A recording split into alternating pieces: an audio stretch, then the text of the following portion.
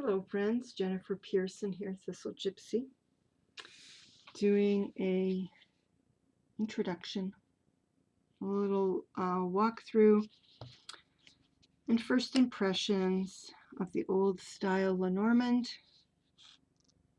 fortune telling cards. So, cute box. Now why am I getting another Lenormand deck? Because much as I like the two that I already have, the first one, the Enchanted Lenormand, and I'm just going to run through these cards. So they have the, we do have a little book, and I'll look at it in a minute. I'm just going to run through these cards as I talk about my other two decks. And so it has the playing card, which, I don't really use, but I just like to have it on the expectation that someday I might give them more significance. It has the number, it has the title. I think there's double man and double woman in this deck. So I have the Enchanted Lenormand, which I love and would be the only Lenormand I had if it shuffled better, but it has really heavy cardstock and it doesn't shuffle very well, and I always have this feeling like I haven't shuffled it well enough. And then there's the Rana George, which I also really like the images, and I will definitely use it, but I think I'll have to use it for like 5-card spreads or maybe 9-card spreads. And what I was really looking for was a deck that, a deck that I could do a grand tableau with, because I like to do grand tableaus to get the big picture in my life, all the influences and how they intersect and stuff. And the heavy borders on the Rana George, which have their own really interesting effect when you do a reading, they don't work for grand tableau, and it's like head smack, It's like so I went back to some others that I had looked at. So when we're finished here, I don't think I have enough space to do a grand tableau here, but I might try it and see if I can breathe easy. But I stopped on this because this is a different clouds. This is like a smoke screen. It's smoke coming up. That's a very different cloud than I have ever seen. Usually they're natural clouds in the sky obscuring the sun. This strikes me as almost more intentional, more man-made obscuring of the sun, lacking clarity. So this is it's a pretty deck. I like that snake on the rise there.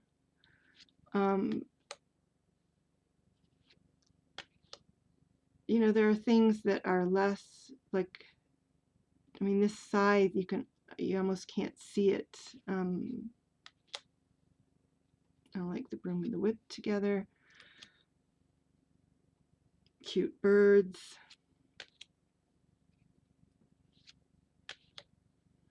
The fox has a little child, which is interesting because it kind of gives more purpose behind the slyness.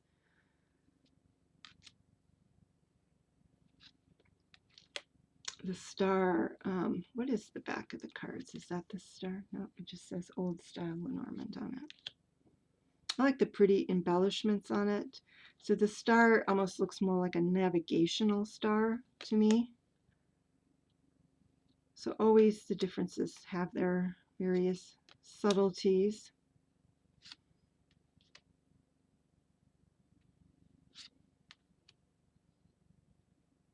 And this is one of my least favorite kinds of mountain, because it's a mountain that is a shore, which to me is like, well, all you have to do is, get on a boat and go around it. But if you're in a boat, it is a problem because there's no place to land. So, yeah, I have to change my perspective there a little bit. Paths.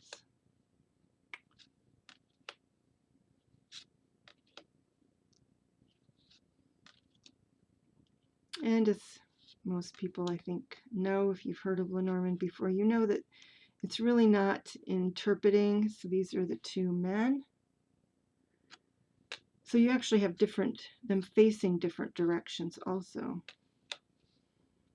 And these are the two women facing different directions. It's not about interpreting the images so much as knowing what the meaning is of the card. This static, standard, well, static is maybe too harsh a term, but just knowing the meaning of the card.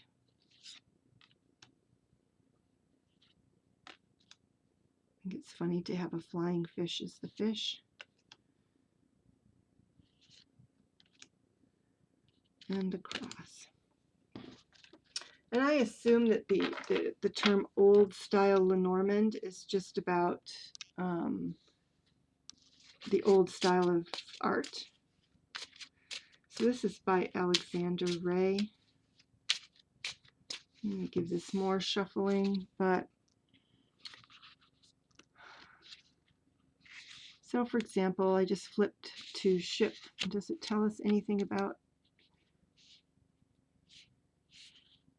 So it's has do ask the cards, do not, history of the Lenormand, about the Lenormand, how to ask questions, do ask the cards and don't ask the cards, and then it's into the card meanings. So it's very, you know, you'd want to get, if you got only this deck, you'd want to get a book about Lenormand. And the Enchanted Lenormand has a really good book about reading Lenormand. Open book spread. Then they have the 5 card with something above and below using a signifier. And then the 9 card spread. So a couple of typical spreads that you would use with Lenormand, but no grand blow. So the one potential problem with this deck is that it is bigger. You know, my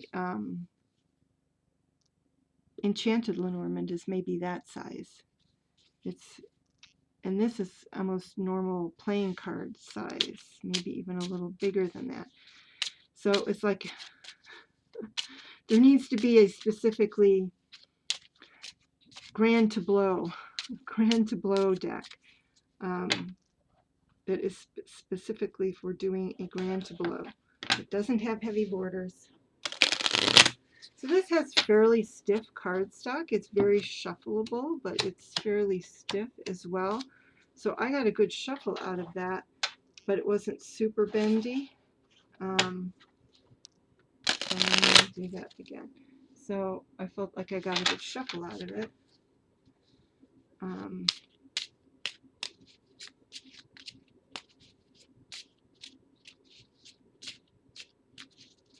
When I do a grand tableau, I do 9 times 4.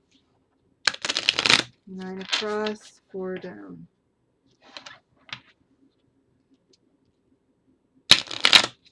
I know some people like to do it, 4 times 8 and then 4 at the bottom or whatever it is.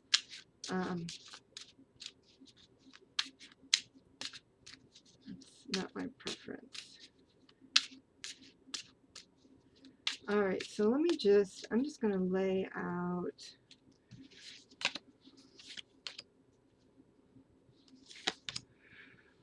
the snake in the crossroads. That's like pick your poison and pick your punishment.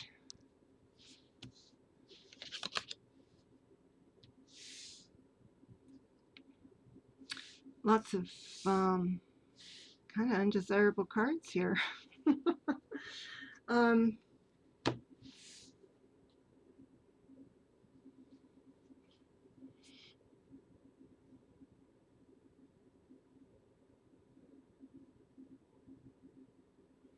I almost see this as a surprise choice is going to provide or going to result in kind of equally undesirable outcomes.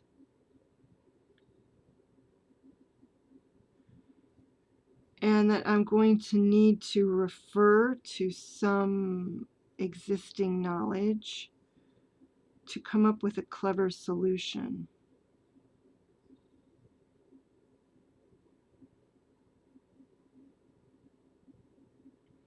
You know, you could also see me as being at a poison crossroads. A poison crossroads, where there's, you know, each, regardless of what choice I'm gonna get some form of punishment or another. And so I'm having to pick my poison. And I even had a reading that was telling me that it's the knowledge I already have that will find the solution that will get me out of the situation. So I'm liking it. I'm liking how it looks visually when laid out. The borders are actually kind of subtle in the sense that, you know, it's just the cards borders are the same, and so it just sort of knits together. I like that it's got kind of a parchment tone to it. So I'm not going to have room in my current setup. I've got 5. I'm just going to go 6. Let me see how many rows of 6 I can get on here. And just to see how it looks and how it functions, I'll just have to make sure that I have my table decluttered when I do a grand tableau. I will say this, when you have bigger cards and you're trying to do a grand tableau like I'm doing here, that I would almost have to stand up. When you have smaller cards, the language sits together, kind of congeals together better, the language of the images, because whereas here, it's like visually, my natural visualization, like if I'm looking here, I can kind of only see these cards, my center of vision is here, I can only see these. This begins to be my peripheral vision, and this is out of my vision. And I think that's sort of limiting. So if I look here, like if I take that as my visual point of reference, then I'm pretty much seeing these 4 cards with these on the periphery of my vision. If let me finish setting these out.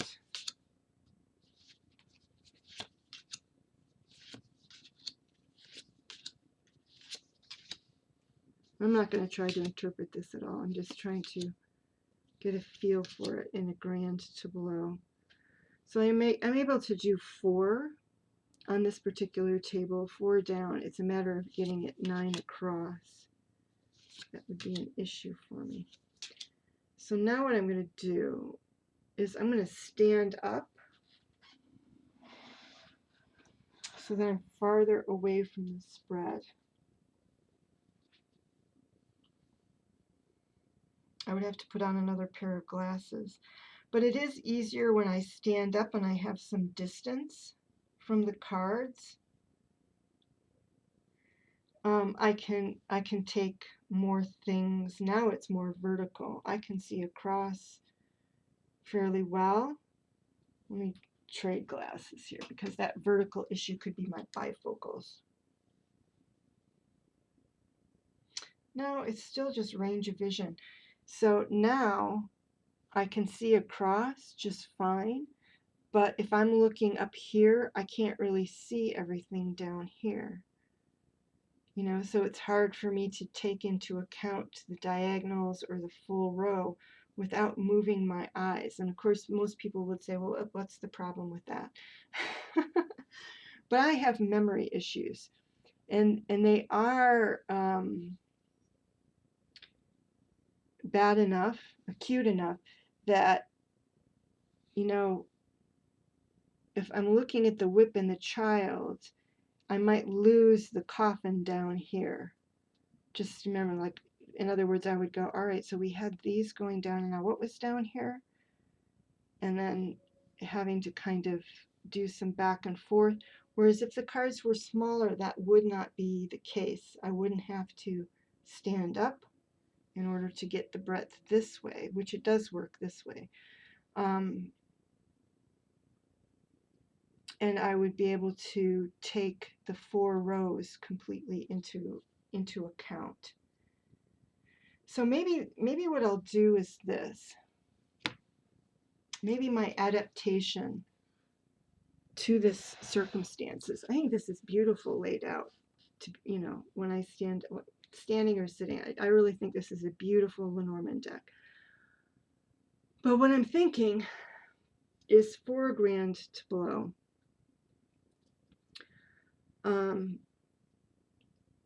That I can shuffle this deck and lay out the cards, and then let me grab it. It's not too far. Well, I didn't think it was too far. It is wrapped up though. And then take out my little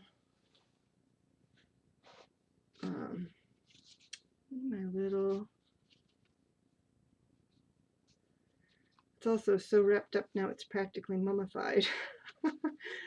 my little Enchanted Lenormand, which doesn't seem like it's that much smaller, but it does make a difference. And lay it out. So if I were to lay this out,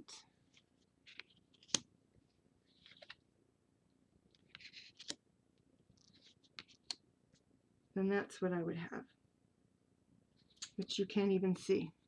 So let's try it again.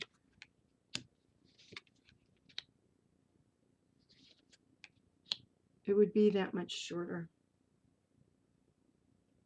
And it does, it just is more comfortable. It probably seems ridiculous to those. So I might end up doing that. And if I were to do it across in the same space, let me just, it's slippery on top of the other cards.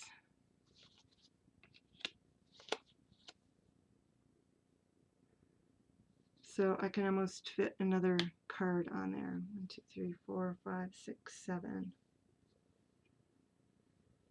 Of course, you're still going to have, you know, there's still going to be some that way that you'll have to look. But I can easily fit 4 of these in my vision.